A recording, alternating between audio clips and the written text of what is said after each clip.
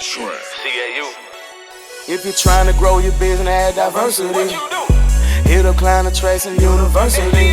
When it comes to getting clients, you face adversity. You need to hit up client attraction university. Client attraction, client attraction, client attraction, client attraction university. Client attraction university. Client Attraction University, $250 million in revenue for coaches, consultants, and service providers all across the globe. And that number is growing as you listen to this. Want more clients, profit, freedom, and impact? Go to paidadplaybook.com. If you're trying to grow your business and add diversity, What you do? hit up Client Attraction University. When it comes to getting clients, you face adversity. You need to hit up Client Attraction University. Paidadplaybook.com. That's PAID ad playbook.com. So how do you scale your enrollment as a coach? So typically when you first start off as a coach, you getting calls any way you can. Maybe you're like reaching out, doing DMs, reaching out to people. Maybe you're doing cold email, poaching Facebook groups or just adding value to Facebook group, and you're getting calls any way you can. Tell people to go directly to your booking thing, all the different type of stuff, right? So, and then you may stumble across some of our material, and now you create a client attraction system where you got people coming through, they're scheduling a call with you. Maybe they're speaking to a setter first, and then they're getting scheduled with you, or maybe you're doing the setting and getting them on the phone. So it's phases of it, right? So I always recommend when a coach, you start off doing your own calls, right? You don't hire a salesperson immediately. I don't recommend you actually hire a salesperson until you get to at least, honestly, about $30,000 to $50,000, probably like $30,000 a month on the low end, and you're consistently getting 10 to 20 high quality enrollment applications, high quality applications every single week. So that way you got enough volume coming in to actually hand off to other people to take calls. And then you can still take some of the calls so you can actually maintain cash flow. A lot of times people try to outsource their sales calls immediately just because they don't want to do it. I think that's a huge mistake, because in that earlier phases, you're going to be dialing in the offer, making sure the offer is tight. So now when you bring somebody on the train, you got some baseline KPIs, some baseline numbers where you can expect from yourself. And then, of course, you can look at where they come in as it relates to those numbers. Maybe they're a little bit under, maybe they're way under, or maybe they're above, which is the ideal situation, right? So you want to be looking at that. Then you're having those calls, right? Now you start driving leads and traffic, whether that's paid ads or organic or a mixture of both, what I recommend.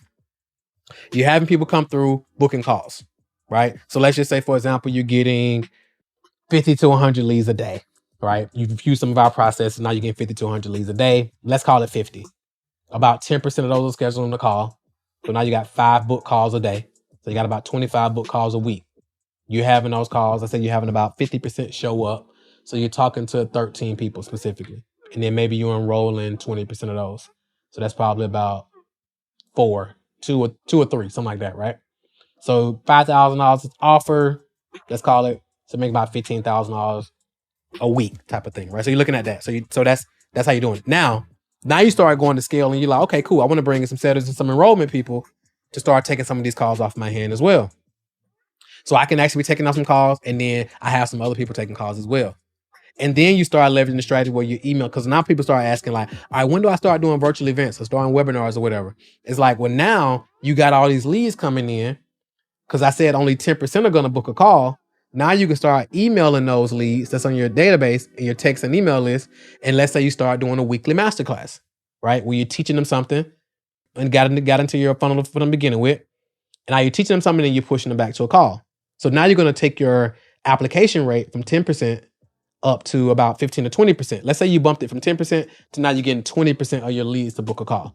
You've pretty much doubled your business just like that. Most coaches will go out and try to do something different. They'll try to start doing live events. They'll try to start doing all this other stuff in the name of growing the business, when just from your ads and watching your case study video, if you use the elevator funnel that we teach, you're getting about 10% to book a call.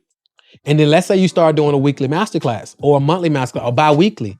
And now you double your application rate, because some of those people who didn't apply initially, they just weren't as warm enough. Now they get to see you live on a Zoom call teaching something, and now you're going to increase that. And now you've doubled your application rate. And now your show up rate is the same, your close rate is the same. You've doubled your revenue just from doing that. You ain't have to go do an event. Again, a lot of people usually lose their shirts because they kind of do events and they're trying to do all this type of stuff, right? So that's a way to do it. Now you've doubled your revenue.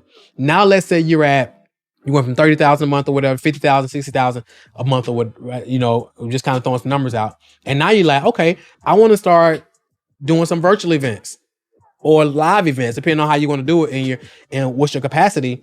Now you start shifting into that because you got your cash flow locked in, you got revenue locked in, you got a few months of business expenses locked in. So now you doing this event, you're not going to lose your shirt and you'll still be in business and it's not going to be stressful for you. And you don't necessarily have to make money from the event. If you do it right, you're going to make money from it, but you don't have to make money from it. So you're showing it with that level of control and certainty. So now you show up and you start doing events, whether it's virtual or live. And let's say you do a virtual event and you push people to a book call, for example, or you're doing an enrollment event. So now you go from 2 to 3 enrollments per day, we'll just say, or 2 to 3 enrollments per week, or 4 to 5 enrollments per week. Now you just enrolled 10 to 20 to 30 to 50 clients in one day. Now it's important before you do that, because again, I tell people all the time, a lot of these coaches, they try to do too much too fast because you don't want to go to 2 to 3 clients a week. Now you start trying to do events and it goes right. And now you got 30, 40 clients that just enrolled, right?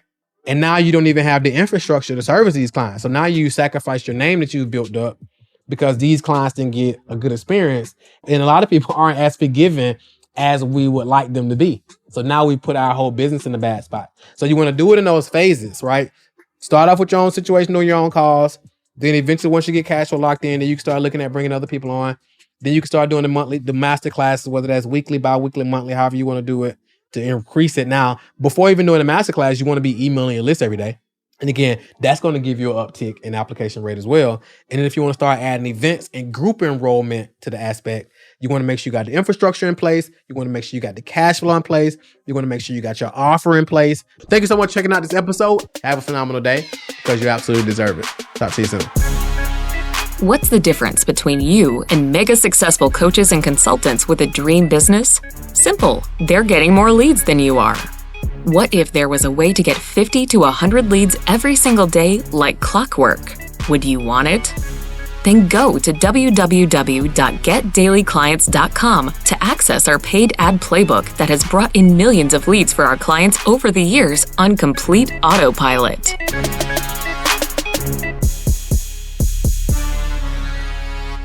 This is thepodcastfactory.com.